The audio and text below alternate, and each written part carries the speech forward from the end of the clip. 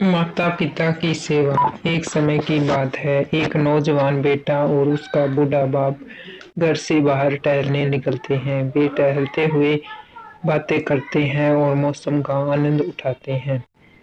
बेटा अपने बाप की बहुत इज्जत करता है।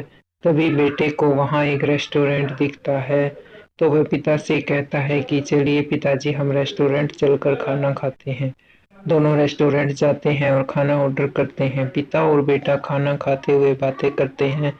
पिता कहता है कि बेटा, क्या तुम्हें पता है, जब तुम छोटे थे तो मैं, तुम और तुम्हारी माँ यहाँ अक्सर खाना खाने आते थे।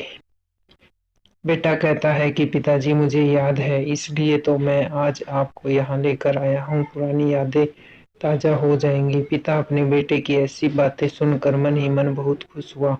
दोनों खाना खाने लगे। खाना खाते समय पिता के हाथ से खाना गिर जाता है और उसके कपड़े गंदे हो गए।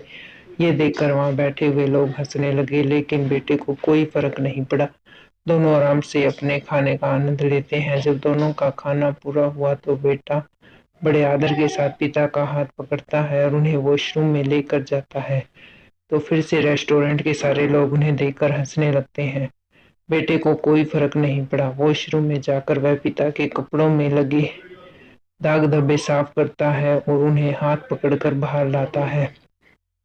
वे दोनों अपना बिल मैनेजर को देते हैं और जाने लगते हैं। तभी मैनेजर बेटे को कहता है कि साहब, यहाँ कुछ भूल रहे हो। बेटा कहता है कि नहीं, मैं तो कुछ नहीं भूल रहा हूँ। मैनेजर कहता है कि साहब, आप यहाँ इन लोगों के लिए एक सीख छोड़कर जा रहे हो कि कभी भी बूढ़े माता पिता के लिए शर्मिंदगी महसूस नहीं करनी चाहिए और हमेशा उनका सहारा बनाना चाहिए।